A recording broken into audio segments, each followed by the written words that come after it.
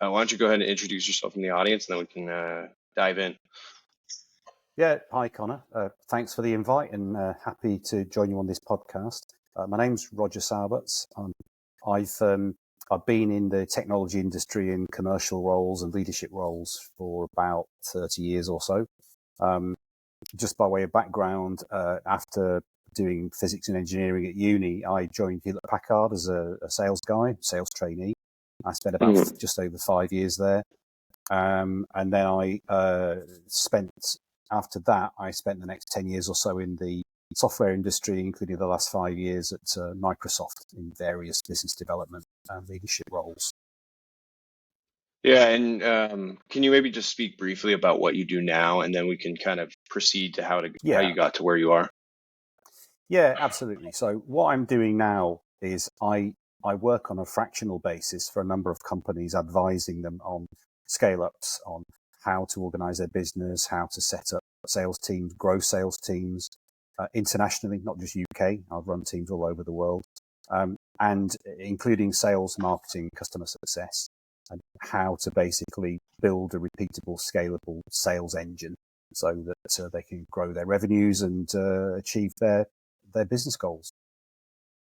Okay. And can you talk about how you transitioned away? You said you worked for HP and Microsoft, and then I believe you transitioned Yep. into a more entrepreneurial role. What led to that decision? And then what was the venture that was your first venture on your own? Yeah, of course. I think at the time I joined, HP, it was pretty big corporate when I joined, but that was my first step into the IT industry after university. And that was an amazing training ground for me. And I earned my stripes or my spurs, however you want to put it, at HP. Had a good career there. When I joined Microsoft several years later, in the UK, it was still relatively small. It was only a couple of hundred people in the UK. And I did various jobs in business development, and I've always been quite entrepreneurially minded, that I like to look for challenges and problems that customers have and how to apply technology to solve those problems. And in the first couple of years at Microsoft, it was a fantastic place to be. It grew and grew and grew and grew. And by the time my fifth year came around, we were 2,500 people in 5 buildings in Thames Valley Park. And it just felt a little bit too corporate for me and quite constraining. So, having done quite well there, I thought, well, now is a good time for me to branch out. And I'd seen in my world, for a couple of years, I ran Microsoft consultancy services and had a team of people working for me. And I'd seen lots of challenges that customers experienced in both data centers, in application management, networks, outsourcing. So I thought I could set up a consultancy business, or at least start with consultancy, to help solve some of those challenges on behalf of big corporate clients. So that was the seed of the idea. And it was me on my own, bootstrapping the business and just starting from nothing with, the seeds of an idea, basically. So that's how I got started, and I built it up from there. And that venture was called Business Innovation Associates. Is that correct? That's it. And can you kind of just run at a high level, run me through how long you worked for that venture and kind of how successful it was? Did you scale it and hire a bunch of employees, or was it more of a learning opportunity for you as an entrepreneur? No. I scaled it, and we got up to about 35 employees, including subcontractors. I had a couple of guys in the USA. I had several people in Germany, France, majority of people in the UK. And we had an office in the Thames Valley as well. And we won some pretty big contracts from some very large clients, such as Marks and Spencer's, Tesco, Diageo, the big drinks business. There's a whole Deutsche Bank, British Telecom. There's a whole range of different customers that we won. And we started moving from just project-based consultancy and IT optimization through to getting into managed services on behalf of those clients. And then I was made an offer in 2005 to sell the business, because we'd reached a point where I really needed to expand, grow, and probably acquire somebody. And it's quite hard to raise venture capital or investment for a company that's project-based and largely consultancy-based. So anyway, I ended up selling the business. And I then went on a journey with a company called, at the time, it doesn't exist anymore, but it was a pretty big organization called Software Spectrum, where I became Western European VP. And then continued on that journey and went through an acquisition. We then sold that company to Insight Corporation. They were a Fortune 500 major services and reseller business based out of Phoenix, Arizona. And I was on the leadership of that team until 2010. So I had that kind of 10-year block, if you like, of that journey. And I then left. I'd kind of, done my time. I'd, once again, it was a big corporate, lots of management changes. So I decided to then get back into the world of, startups and scale-ups, which is where I've been ever since. Mm-hmm. And can you speak or kind of back to when you sold Business Innovation Associates? I mean, how did that feel as an entrepreneur, right? I can imagine you went out on your own and then you were able to sell the company. I mean, was it for what you deemed a relatively high valuation, or was it undervalued when you sold it? I mean, I guess, did you achieve what you thought you would when you sold it? Because I think for many entrepreneurs, that's their end goal. Or was it just one kind of blip on the radar of your career and successes? No, I've had 5 exits in the last 23 years that I've participated in as either the CEO or VP Sales and Marketing or Chief Revenue Officer. And that was effectively the first one that I built from scratch and sold. I mean, I did okay out of it, but there's a big difference between selling a company that's project based. I mean, we had decent revenues, we had several millions in revenues, and we had a good team and great projects and good portfolio of clients. But people generally, they give you low valuations for one-off revenues or non-recurring revenues. It's obviously very different in the software as a service or infrastructure as a service world. Very different. So when I moved into companies, I wanted to target growing sales and marketing and revenues for companies that had recurring revenues, and because then you get much bigger valuations. So I participated as a shareholder in a number of those companies and grew those businesses and exited. Can you speak? So you said you participated as a shareholder. Does that mean when you were hired, equity or shares in the company were part of your compensation package, or did you need to invest on your own? Okay. Can you speak? Part of the part of the comp. Can you speak to how you were able to do that? I mean, is that just standard, or did you have to negotiate that as part of your comp? I mean, for others that are looking to do something similar, right? Because I think you can either, like you did, you can own and run your own company, and then that way you have the majority of the equity, or you join that SaaS startup or whatever it is, and you get a piece of the pie as the VP of sales. So can you maybe speak to any advice in negotiating equity? Yeah, it depends of course, what level you're going in at, how old the company is, how many stages of investment they've had, and so on and so forth. So if you're going in as VP Sales, Chief Revenue Officer, senior level on the leadership team, it's pretty standard. I would never join a company without a stock option plan and equity participation. You want to be aligned. You want everybody on the leadership team to be aligned with the same goal. And certainly when you've got a venture capital backer, they want the management team all to be aligned, and they want to be incentivized to grow the enterprise value of the company. So of course it's to everybody's advantage that you've got a benefit, that you've got shares and share participation in some kind of equity or stock option plan. For people at in a lower down the pecking order, if you like, then most of the startups I've been in, you set aside a certain amount of stock for those people as well, because again, you want everybody lined up. So all the teams that have worked for me, be that sales, marketing, whoever, we've always given them participation, or tried to give them participation with a share option pool, so that people can see if the company gets sold for X, I could see myself getting Y out of it. Above and beyond normal cash and bonus compensation. So it's important to get everybody aligned and their objectives aligned and their motivations aligned. And And I've never owned equity in a company, but is it typically pretty clear what your percent ownership is, or are you given a number of shares? I would imagine there would just be moving parts Mm, as the valuation changes, as you bring in more VC funding, as more people are yeah. hired. So is it muddy, or is it always usually pretty clear? Hey, I own X, and therefore I know if the company is sold for X, I will receive Y. It's never as clear as that. And the Okay. reason you alluded to it there, Connor, is around dilution of shares. So let's say you go in, and the thing I would always advise people to look at is say, well, what is the issued share capital and how many shares are issued today? So if you went into a company and there are 10,000 shares issued at a pound each, and you get 1,000 shares, you've got 10%. I'm just making these numbers simple.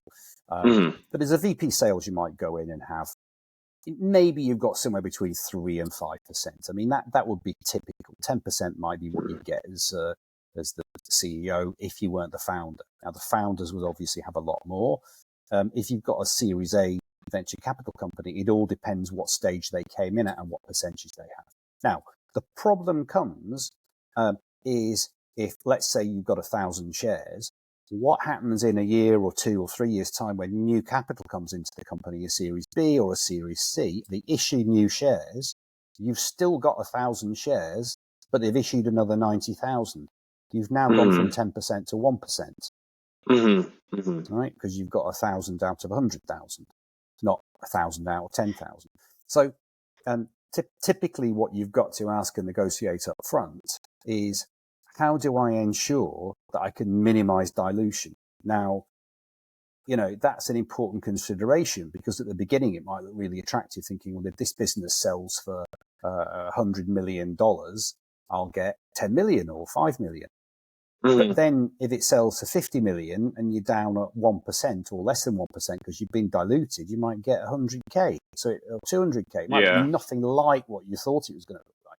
So you've got to be aligned and talk to the founders and the board and say, well, you've got to put it in your T's and C's. As an executive, I would say it's very difficult as a staff member, because they usually just have a pool of options they're given and it's not a percentage.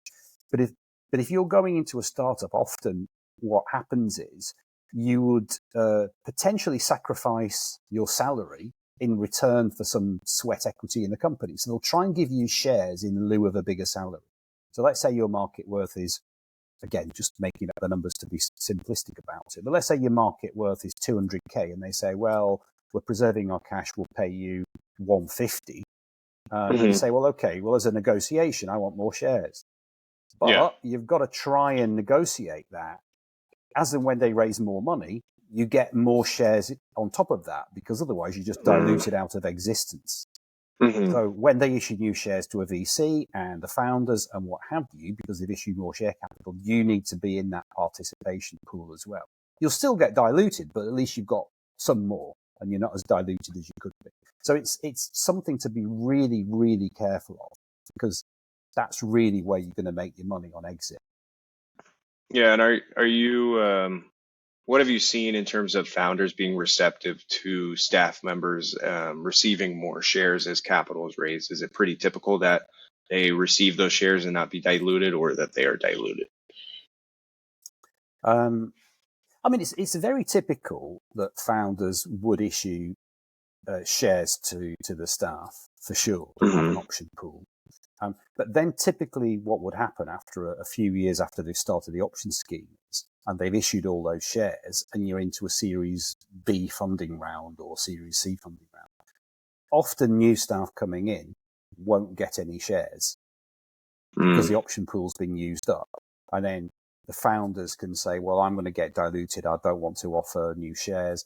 So but that's down to the founders, because you can negotiate with a funder, with a VC or private equity, to say, well, there's different ways of doing it. You can have things like phantom stock options. You can have stock options which track the existing stock without actually diluting. So there are mechanisms you can put in place so that staff can participate in the growing value of the business without effectively diluting the share pool. So there are mechanisms of doing it, and it all comes down to the will of the founders. Because Hmm. again, I think the most important thing is to get everybody motivated, lined up, and on the same song sheet to achieve the goals of the company. But some founders can be quite greedy and protective. I've walked away from accepting some job offers because it's just been, minuscule participation. And having done this a few times now, I know how hard a job it is to scale up sales and marketing and what it takes and how much experience and skill it takes. So I would advise anybody going into it to do this needs to stand firm. And if they're offering you, 1% of the existing stock pool, you're going to be diluted, but they'll sell you on that 1% being worth, 300K today. And when we exit, it'll be worth 3 million and it'll be fantastic. You know full well that's going to be nonsense. That just won't be the case. So you've got to be really, really careful going in that you protect yourself and don't get too excited about the promises you made at the beginning. Yeah. And so, like you said, maybe just to kind of round this out, and let's stick to VP of sales, because I think you have experience in that realm. You said somewhere from 3 to 5%. Is that typically what you go in with in mind? Yeah. Have in mind. Yeah, if it's a relatively early stage, if it's like pre-VC or they've just got Series A, and they're really looking for somebody to scale the thing up, that's what I would expect it to be, somewhere between 3 and 5%, generally speaking. Okay. And maybe we can kind of round out your past experience with Go In Store, which, and correct me if I'm wrong, I think may have been the biggest acquisition you were part of. So maybe is that a true statement? It wasn't the biggest one, but it's one Okay. of. I mean, probably the biggest was when I was at Software Spectrum. We sold to Insight, but that was like a 350 million transaction that business was sold for. But that was a team. I was a relatively minor shareholder at that point because I'd already sold BIA. But that was a big transaction, and I was part of the transition team and part of the M&A team. So we sold that to Insight. But in terms of the scale up, Go In Store, and I was there for a couple of years until 18 months ago when we sold that to Amplify Corporation. So when I joined, we were about 20 people. So the founders have been going at that business and bootstrapping it, and they'd raised money against their own homes. They'd taken angel investor money. Wow. Friends, family, and fools, as they say.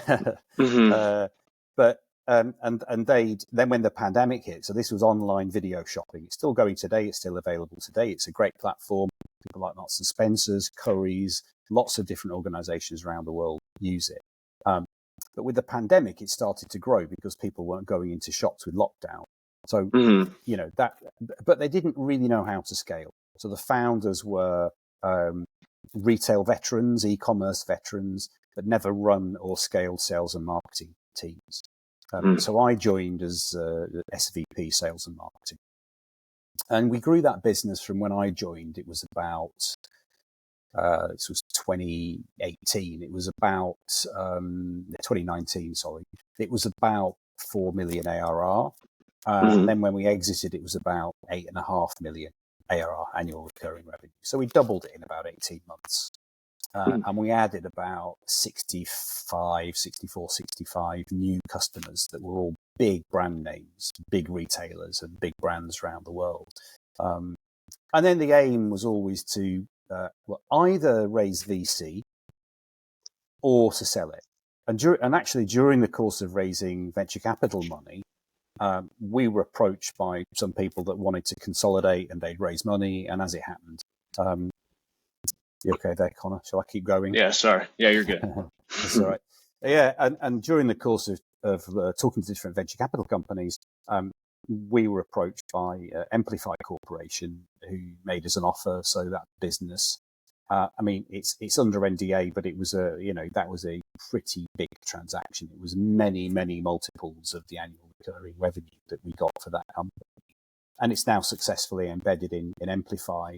And still going. So, yeah, but my job was to basically take, I think there was only one or two. So there was one sales guy, two inside salespeople, and not really a marketer. It was one marketing lady. So that, my job was really to turn it into a machine that we could spin up and get the word out there, expand internationally, really focus on getting the value proposition into the marketplace quicker.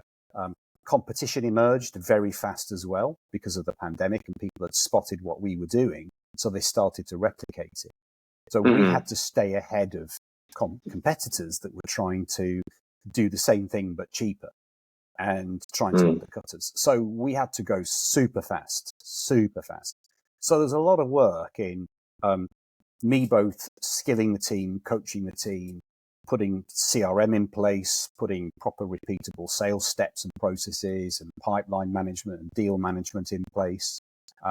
And then hiring quality people. I'm building an inside sales team to go and get leads and meetings and discovery calls, and hiring a professional marketing team where we could have good quality marketing content, downloadable content, gated content on the web. We started running seminars, webinars, events.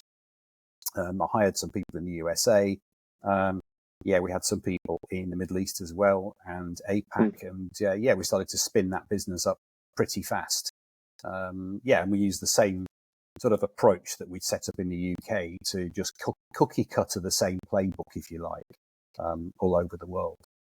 So that's how we did it. Yeah, and so maybe you could speak to is what you did with the Go In Store. You may have just said this. Sorry if I didn't hear you correctly. Is that you apply that same methodology when you are a fractional chief revenue officer today, or is it different depending on the company? No, the methodology overall is the same, exactly the same. You know, I always start with, well, what's the value proposition of this solution? Because I think a lot of my observation is a lot of companies make the mistake of focusing. They're so proud of what they do. They want to talk about their product first. They're proud of their tech. They're proud of, all of the work they put into it. So they want to talk about it and show it off. Now, in reality, the customers aren't that interested in you telling them all about your tech. They want to know what's in it for me. What can your solution do to make my business better, faster, more agile, win more customers, save money, grow revenues, grow market share, whatever it is? Unless you can translate what you do into why the customer should have a conversation with you and why they should buy your solution, you're wasting your time. So that's ground zero for me. That's where I always start. Whoever I'm talking to, that's the beginning of it. And really quick, can you speak to, for Go In Store, what you had to do in terms of value proposition? Did they have it already pretty well figured out, or what did they have and what did you turn it into when you were hired in terms of a value prop? Yeah, they had a decent handle on the value proposition, and they had some good metrics about how you could grow and do and improve your e-commerce conversion rates and things like that. But one of the things that they didn't have was they hadn't collected enough data, enough proof points. It was how it was presented in the decks on the website. So we had to redevelop the website from scratch. We had to produce more convincing white papers and documentation, and then make it consistent. Because one of the things that often happens in companies is if you ask two or three different people what the value proposition is of your company and your solution, they've all got a different story. They all spin it in a different way or tell it in a different way. So one of the jobs was to build on the value proposition, make it supportable with evidence, data, case studies, references, and then get everybody singing from the same song sheet so that everybody could consistently, if a customer asks you what it was, or a prospect asks you what it is you do and what can you do for me, everybody would say effectively the same thing. And then what's the process from there? How do we demonstrate it to a customer? From a pre-sales perspective as well. So what do I need from you, Connor? What do I need to ask you in order that I can crunch some numbers and show you what you would get out of this solution and how would it work for you and what would be the next steps? So having that as a consistent process is really important as well. And at a very high level, what was the value prop for Go In Store? If you could is it just a couple of sentences or? Yeah, a couple of sentences. In the end, if you think about somebody who walks into a physical retail store, it's something like 20%, 20 to 25% of customers who walk into a retail store purchase something. That's typically what happens. sometimes as high as 30, but it's typically around sort of 20-25%. In the online world, when we're shopping online, because we can go to different websites and so forth, the conversion rate from clicking around and looking at that website to actually buying something is down in the low single figures generally. It can be 2%, 1.5%. Now, the thesis behind Go in Store, and this proved to be the case, was if you can have a video interaction, so on the customer's website, if it's Marks and Spencer's or Curry's or whoever it happens to be, let's say you want to buy a new computer, a new laptop, and you can instantly click on their website and get a video interaction with the sales agent who can do a demo for you, who can talk through your issues and your challenges and what you're looking for and so on and so forth. You should get the same sales conversion rate as you would with somebody physically going into a store. That turned out to be the case. So that was a value proposition. Go from 1%, 0.5% or so conversion rate up to 20-25%. Now, with Chrome extensions and the software involved, we could track all of that. So we could track conversion rate. It would link through to their e-commerce platform. And we could present back to the customer, this is how many calls you've had with the system. This is how many sales you've made. This was the average revenue. These were the conversion rates and so on and so forth. So that was the value proposition. Dramatically grow your sales conversion rate online and retain customers and have more customers coming back for more. And just so I'm understanding what it was like from the consumer, the customer's perspective, if I'm going online to an e-commerce store, is it kind of like a QVC where people are presenting items on video, or what does it look like? Or it feels as if you're physically in the store? Yeah, that's a different thing. So those sorts of things, there are companies that do that kind of broadcast one-to-many. Now, that's a different thing. And some of those are shoppable, some aren't, right? And the customer can just abandon if they want to, and that's more advertising. This was very much one-to-one. So imagine you go to a website and you've got a little icon at the bottom, and it tells you, speak to a sales agent about this product. So you're on the website, and whatever page you're on, you click on that link. It asks you, and it says, share your microphone and or your video. So you've got the option to not show your face, because some people might be late at night sitting on the sofa, whatever, and don't want to be seen, but they want to talk. So the sales agents will see that call coming in, and it's an individual sales agent. So the conversation ends up exactly like you and I are now, where it's two people talking, and I'm asking you about, what laptop. I saw you on that particular page. Is it this HP or this Dell, or what is it you're looking for? And I go through a one-to-one sales conversation, and then we end up speccing the product that you want. And it works for anything from typically high-value items that require a level of consultation. So it could be jewelry, it could be watches, it could be, we even had one customer who sold camper vans in North America, and that was very consultative. So they could walk the customer round the showroom with a camera on a gimbal and show them the product, go inside the camper van, then go through a spec online. And then the customer was really bought into it, and it would work for yacht sales. It would work for electronics, lots and lots of high value items. It works for really, really well. So that's the experience. So that's why the company was called Go in Store, because it was, like going into a store. That was the whole concept behind it. No, that makes sense. And I'm just curious, was it very prominent? Like a customer knew, like, hey, I'm going to be joining a video call with the salesperson. I think just on other websites, right, there's always like a, chat with a customer service rep, and you're like, and I feel like that's something different where you're like, oh, I'm going to have to go through all these automated prompts. So it was pretty clear to the customer that it was going to be a better experience. Oh, totally. And there was also a chat option. Later on, we added a chat option if it was just a quick FAQ or it was quick. What's the price and delivery on that? And that's all I need to know. You could put a chat in there. But 90%, 99% of the time, it was have a video call with the sales agent, a human being, not a chat bot, because we've all been frustrated by those chat bots. You're thinking, well, you're not a real person. You haven't really understood my question. And it's really irritating. Whereas if I can be on a call with a human being, so it's very obvious what it was. Very, very clear it was a video. There was even a little explainer. You could click on the explainer. Marks and Spencer's, for example, they had a little explainer video. And it was Hmm. very, very, very clear what it was. There's no question about it. It wasn't a chat function. Very cool. No, that helps me understand the product in more detail. But maybe if we can shift back to the methodology, because I think we're kind of Yeah. going through it chronologically pretty well. So you have the value prop figured out, and then your next step, it sounded like, and correct me if I'm wrong, is to calculate ROI or have some data behind that value prop. Is that something, the next step that you use? Yeah, I mean, part of it, but I mean, there's a couple of things. I mean, that's jumping ahead a little bit because Okay. the thing that you need to know, the thing that you're trying to do is when you're trying to scale your sales, is you need to know what your perfect prospect profile is or your Hmm. PPP. So I'm I'm a big advocate for focus. So what you don't want to do is say, I'm going to go for all these 20 markets. I'm going to brainstorm every single possible niche where my product might just stick, because Hmm. that dilutes all your effort. So you've really got to focus in on, where can I win? Where is the biggest possible problem? Where's the biggest leverage that I've got where I think the customers would really benefit from this? And then you determine, who are they? Where are they?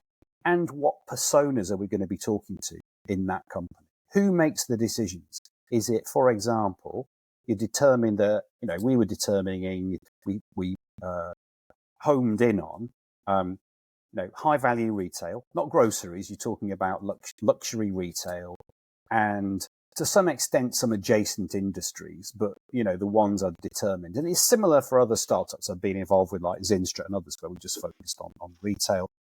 And what I'm working on now, we're just focusing on commercial real estate. But you determine what that is.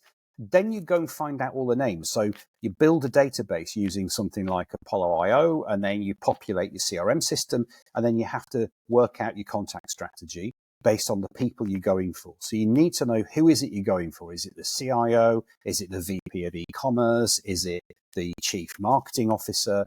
And each of those persona in that organization will have different levels of responsibilities, and they'll have a different message that will land for them.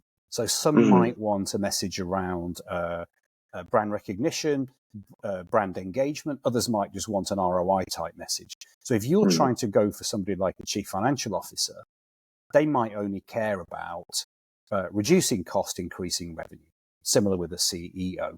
But if you're talking to an e-commerce guy, they might be more concerned about some more detailed metrics around conversion rates, e-commerce conversion rates, abandon rates. Product returns is a big issue in the online world, and you have lower returns if you have a consultation rather than just somebody buys something blind. So there's lots and lots of things. So then you work out your messaging based on that, and then you build your value proposition, your website, your white papers, your downloadable content. Then you start to build marketing programs around it.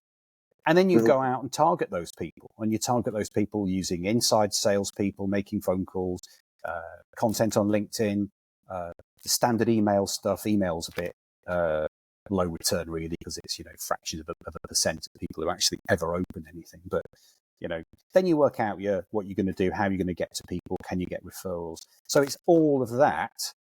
And then you want people to come to your website and be guided through a process to say, oh, I recognize my area. I'm a luxury retailer, or whatever I happen to be. And I can quickly get to a white paper that talks about a brand I'd recognize, and a case study and a success story. That gets you hooked in. And then you've got the contact details, and you call them, and then you start to get them into the pipeline and the qualification process. And then what is your approach to closing, right? It sounds like that's how you get leads. Is there anything you do specifically from a closing perspective, just to ensure that they do become paying customers? Yeah, I mean, as part of the whole sales structure and sales organization, I use a methodology called MEDPIC, which is all about qualification steps. And then you use that qualification process, and you teach your salespeople how to use it, so who you're talking to, you understand the metrics of the customer. I mean, we don't have the time to go through it all now, but it's a Hmm. well-tried and tested methodology to capture that information.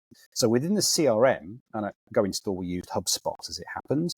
And I'm quite a fan of HubSpot because it integrates CRM with marketing automation as well. Whereas if you use Hmm. Salesforce, you've got to integrate their CRM with Salesforce automation, and it's quite clunky and very expensive. So we used HubSpot, and within HubSpot, it's quite customizable. So we put in all the sales stages, and then you've got we set up for example, you've got customers at the early stage of the pipe that are in discovery. So they will be marketing qualified leads that have just come in because somebody's contacted us on the web or somebody's downloaded a white paper. Goes through to discovery calls. It then gets qualified. So at some point, if it's qualified in or out, it will move through to proposal stage. Then it will move through to ready to close. And the closing stage, you'll obviously have fewer customers or prospects at that stage than you did at the beginning of the funnel, but they're well qualified. And every single customer in my world has to have a close plan. And the close plan says, who's the champion in the customer? Who's the executive sponsor? Who owns the budget? What's the plan? Who's going to do what to whom, by when, on what date, including the paper process, the approvals process, the sign-off process, the security checks, blah, blah, blah, blah, blah, to get this done. And we review it several times a week to make sure that we're chasing the process through and the thing gets closed ultimately. So hopefully that gives you some ideas. No, I think so. I think that's a sound process. Can you speak maybe to how you approach hiring and what roles and how you know when to hire another inside sales rep, for example? Anything on that? Hiring is one of the hardest things. Anybody will tell you that. Any manager will say, because you're not dealing with a piece of software. You're dealing with people, and hiring salespeople is the hardest thing to do, actually.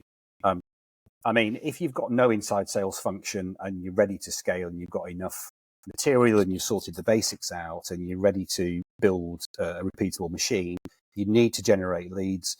And then you might start with a small team of maybe 1 or 2 inside salespeople, SDRs or whatever you want to call them, sales development reps.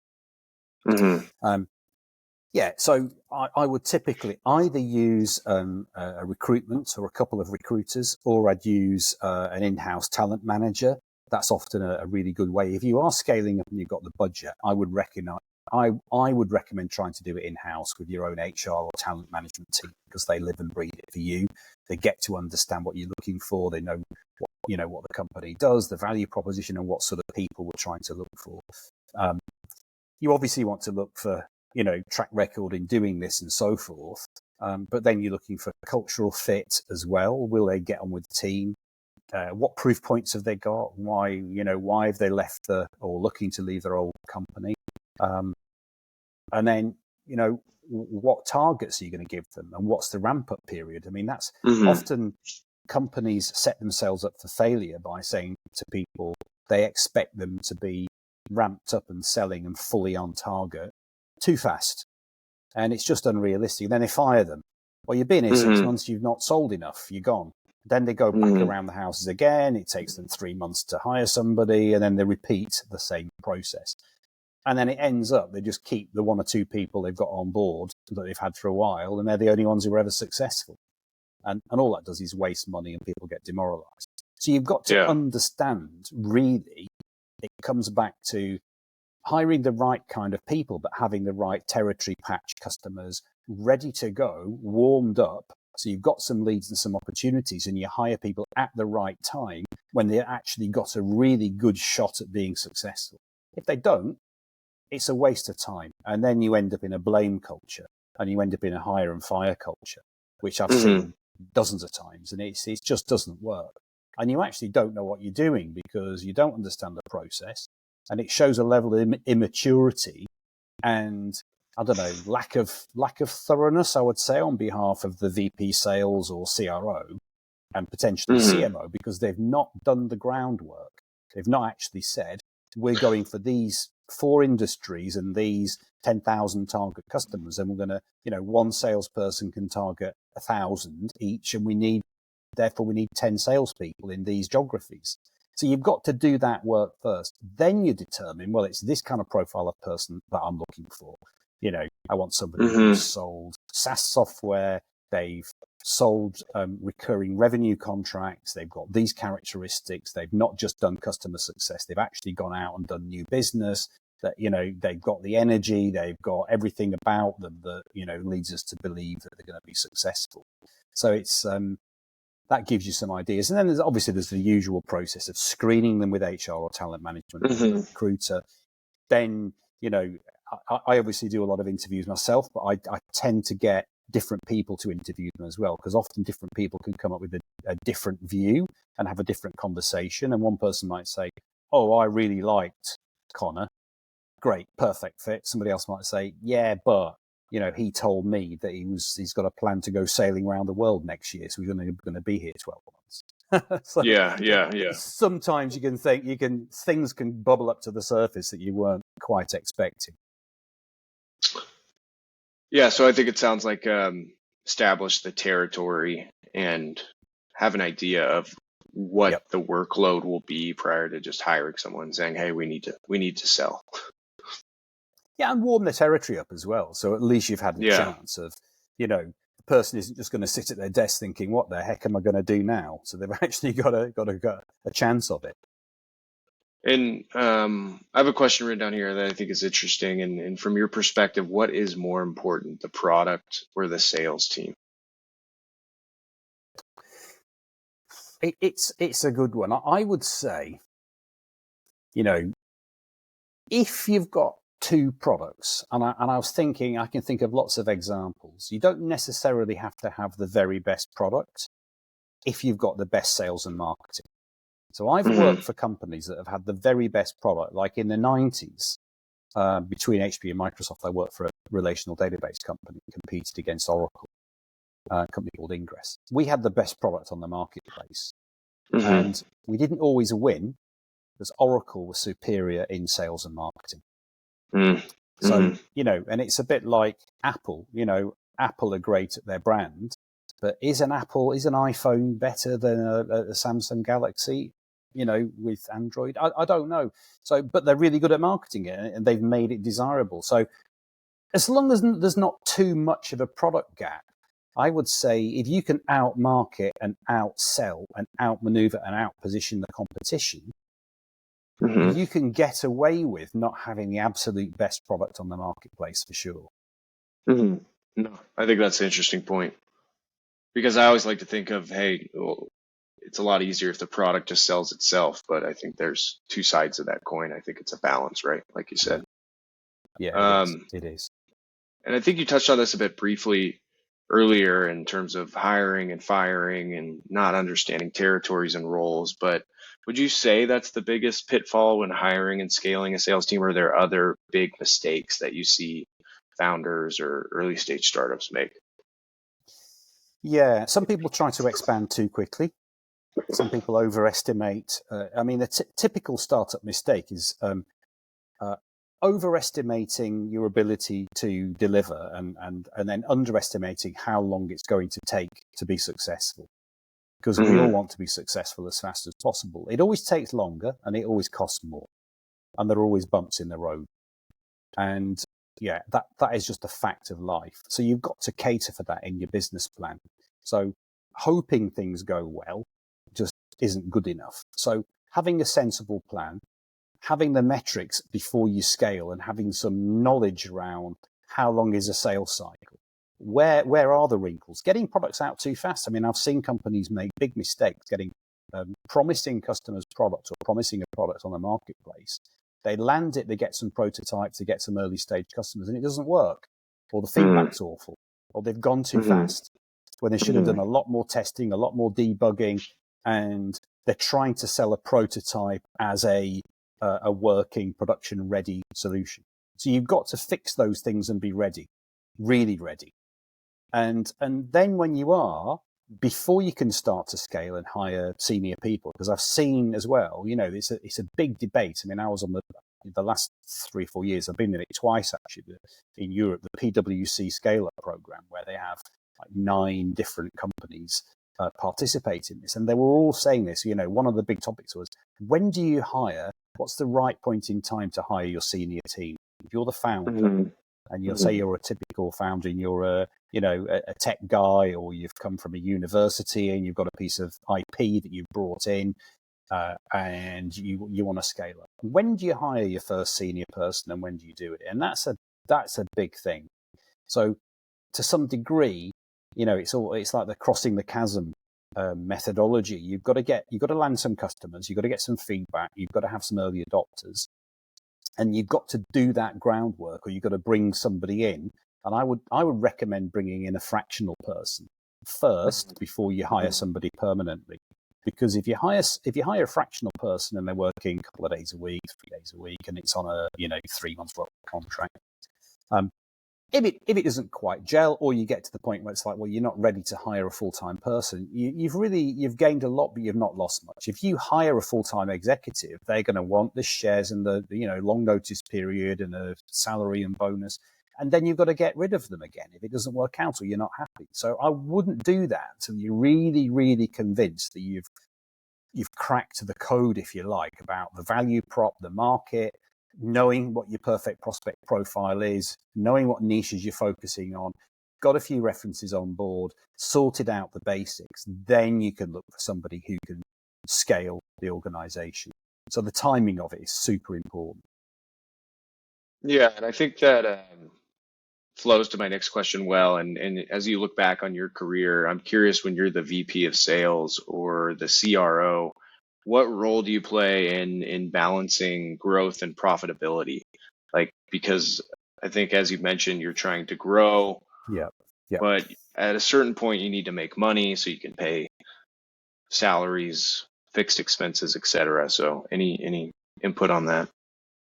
It depends on how the business is set up and what the goals are. I mean, when I was running my own company, because I bootstrapped it, at the beginning, I had to be profitable or I couldn't pay salaries because I didn't have a venture capital backer behind me. And I was always profitable after the first year. Now, if you're scaling a SaaS business, profitability is less important than market sharing, showing repeatability. And you might have, for example, a 5-year plan to get to positive EBITDA, but in the intervening period, the big important thing is market share, showing that your annual recurring revenue multi-year contracts are growing and that you're not churning customers. So you've got different types of metrics. You've got churn, churn and retention of customers, re-signing of contracts. You've got growing ARR. And the VC will expect you to be burning money. They won't expect you to be profitable because that's not what they're investing in. And typically, you'll exit the business 5, 6, 7 years down the road, and you may not be profitable. I mean, none of these, the ones Go in Store, for example, could have been profitable. In fact, when I joined, it was making money, actually. But in order to keep making money, they couldn't hire people and they couldn't scale. And they knew if they wanted to scale that business and sell it, they had to spend the profit on a team that could scale the business. Otherwise, it never would have been sold. So it's a bit of a balancing act, but then you set a budget. So if you bring a VC in and, you've got a Series A round of 5 million and you've got a budget, you've got OPEX of 2 million a year and, you'll burn through it within 2.5 years, then you've got to raise a Series B or C in 2.5 years. That's typically the game you're looking at. How much runway have I got? What are my milestones? What are my metrics? How am I going to get there? And then I've got to start raising money again. I mean, that's typically how it goes. Yeah, I think that makes sense. And I think it's a unique area of business, right, where growth is prioritized over profitability. And I can't remember the specifics on it, but I think you even think about Amazon. I mean, far after Amazon went public, they weren't profitable. There's so many tech companies that go public aren't even profitable. So exactly. And so you mentioned, you talked about it earlier, in a founder has a choice of when do they hire their senior team, and you brought up the fractional CRO, and I know that's what you do now. So maybe you can pivot to maybe talk to to what you do specifically as a fractional CRO. Do you now own? Is it a company, a consulting company? Is that how it's structured? And what the benefits of that fractional CRO is versus other alternatives? Yeah, so I run as a sole individual. I'm actually in a network. I'm in a network. I operate on my own through my own company, but I'm in a couple of different networks like Value AI, which is how you and I got introduced Mm-hmm. through Ryan Purvis. And I've got other connections in the industry. And actually, it's quite, if you're on your own, just doing what I do, advising different companies on the sort of things you and I have been talking about over the last hour or so. Yeah, I can go in and analyze and set all those things up and say, well, where are you today? What needs to be done? I can help them do it. I can roll my sleeves up, right down to helping people, rebuild their marketing teams, redo their website, through to hiring sales teams, putting the whole sales process in place, CRM, including, contracts, negotiating contracts, helping with customers, onboarding customers, all of that I can do. Now, with a network of people like we've got in Value AI and like I've got with personal contacts, we've got different skill sets. So we've got fractional chief financial officers, people who've been CFOs or finance directors or senior people in other large organizations for years and now do what I do. We've got chief technical officers, we've got chief innovation officers. So actually it's quite nice to have people I can lean on. So I could go into a company and I could say, well, we've got challenges in sales and marketing that I can fix, but you've also got some issues around finance. You might just have an accountant in the background that's an accountancy firm, but you don't have a CFO, and that will be an expensive hire. So use a fractional CFO. So we can deploy a pod, if you like, or a small team of people for a period of time. Some people only need a CFO to help them through a fundraising round. Some people might need somebody like me, a chief revenue officer or chief commercial officer, to help set the structure up, hire a sales manager or maybe somebody at a more junior level to get things going once I've put everything in place, and then I could step back. So there's different ways of doing it. And in fact, I did a temporary job actually a few years back, and then I ended up being hired full time, actually. So I became CRO of an organization, having gone in for a short period of time. I'm not saying I want to do that now, by the way, necessarily, but it can happen. It can happen. But many of the people I work with tend to want to look after 2, 3, 4 clients and, split their month that way or their week that way. But using different skills at the right time when they need them. And are you receiving equity as a fractional CRO, or is it pay for your time in a consulting capacity? It's generally pay for your time in a consulting capacity, Okay. either a day rate or you put on a retainer for a fixed period of time. So you might get a contract of say 3 months and you're on a retainer plus a day rate or something like that. Or somebody might say, we want you 2 days a week for the next 3 months, and then we'll re-sign or we'll decide what happens after that. Some people can, I've got colleagues actually who've been doing this for a while who have ended up with some equity. So if you've got some companies who say, well, I can't pay the full day rate because we're managing our cash flow, but we can do a split of equity and consultancy fee, that's possible as well. So that's an open conversation. Are you able to share what a typical day rate is for a fractional CRO? I'll do it in pounds, just because I'm based in the UK. But typically it will be anything from 900 to 1100 a day. Depends on, somewhere around that 1,000, 900 to 1,100, 1,000 a day. Depends on the commitment from the client. If it's just a couple of days here and there, it's obviously a bit more expensive than somebody says, well, I want you for a year and I'm going to guarantee you 3 days a week. That's a different conversation. You can look at it. But of course, the individual CRO is responsible for his own things like national insurance and tax and everything else. So quite a lot comes out of that. So it's not like being on a salary. And when you say a day, is that typically 8 hours, or is it longer than that if it needed? Okay. Oh yeah, it's typically that. But of course, you can often go over that if you've got something to deliver and and you're not necessarily on the clock like a lawyer to say, "Oh, I answered 3 emails last night and took a phone call. That's another £100 or something." It's not Yeah. quite like that, so it's a bit more flexible, I'd say. And then I guess I'm thinking of the math. I guess is the advantage of doing that versus hiring someone full time is that it's not an ongoing cost if you don't want it to be. It's on an as needed basis versus, hey, I just hired a VP of sales. They want Yeah. £150,000 or whatever it is, plus bonus, plus equity, and Plus is that social the costs, advantage? plus national Yeah, insurance. I mean, yeah. somebody, a typical VP of sales or CRO is going to cost you, when you add it all up, it's at least 300,000, and they're going to be Okay. on typically minimum 3, normally 6 months notice period, and then so you've got to hire them, you've got to wait for them because they'll have to finish where they are today. Then they have to get ramped up, and then they're on your books. And then if you want to get rid of them, there's a long notice period. And if it doesn't work out, you've got a major problem. And whereas if you've got a CRO, it might be costing you 8-10,000 a month, and you might only do that for the first 6 months, say. So you might have spent 60,000. So it is literally, hence the word fractional. It's a fraction of what you'd be paying, but that person can do an awful lot. Similarly, if you're looking at a chief financial officer or a chief technical officer, they could do a lot for you to get the foundations and the groundwork done, and even help you recruit somebody as well. So they can help you in the hiring process. So all that can be done as well.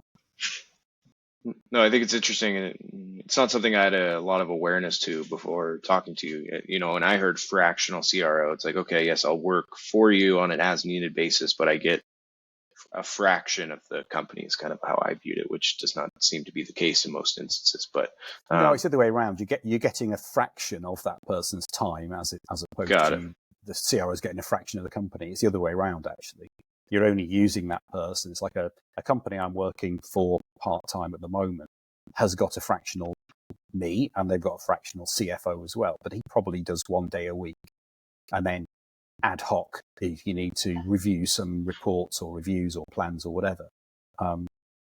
But it wouldn't pay this company to have a CFO full time. It just wouldn't. It would just be a really heavy expense for a small business. And are the companies you're typically working for, do they usually have some form of funding, and then that's how they fund the payment for a fractional CRO, CFO, et cetera, and that just allows them to expand their burn rate or the time in which they would need to raise more funding? Is that typically how it works? I mean, some do, some don't. I mean, they've all got some form of funding. I mean, some that I talk to are pre-venture capital investment or pre-investment, but they've got some revenues already. But hence they're at that inflection point where they wouldn't want to load up their P&L with another expensive executive, but they need the help to then go raise some funds or help them build sales. If they're post-investment, they've obviously got a lot more money to play with, but they're into a different game then because they're under pressure to scale and hire and grow like crazy. So there's a couple of different situations there. Okay. No, I think that makes sense. And then for you specifically, are you looking for more clients currently, or are you fully booked? Where are you currently as a fractional CRO? I mean, I'm working probably about 3 days a week. So I've got space for more clients. And of course, some clients eventually drop off the end when you finish your job. So you're always looking for new clients and people who are, looking to scale or grow. So definitely, I'm open to conversations. And I guess we can share contact details on the podcast here if anybody's interested, Connor. Yeah. Maybe we can close with that. I'll give you the floor. You can tell people where to find you if they're looking for fractional CRO. And I'll put all the details that you provide in the episode description. Yeah, brilliant. Thanks, Connor. So you can see my name on the podcast, Roger Sowerbutts. So my email is rsowerbutts, all one string, @btconnect.com. And you can either email me directly or you'll find me on LinkedIn. So LinkedIn is a simple way to get me and just message me directly. Or you can get me on WhatsApp, and I'm on +44 7785 728 392. Very nice, Roger. Like I said, I'll put all that in the description. Any final thoughts for founders out there that are starting their company? Any final advice? Yeah, I would say get the foundations right first. Be careful, be cautious, get the foundations in place, and also go and read Crossing the Chasm. Brilliant book. I mean, it's the number one guide I would say every founder in any industry should read, and that is all about how to get past that early stage through to scaling your business and the things you need to think about. But yeah, understand why you do what you do and why people should buy from you, what's in it for the end customer, and then think about your process and getting your first references in place and get the fundamentals right before you start hiring people. Because if you do it the wrong way round, you're just going to cause yourself a great deal of pain and cost yourself a lot of money and lost opportunity. Very nice. Yeah. Great final words. I'll have to check out Crossing the Chasm as well. So, hey, I appreciate you taking the time. It was a pleasure. I learned a lot, and take care over there in the UK. Thanks, Connor. Great. Cheers.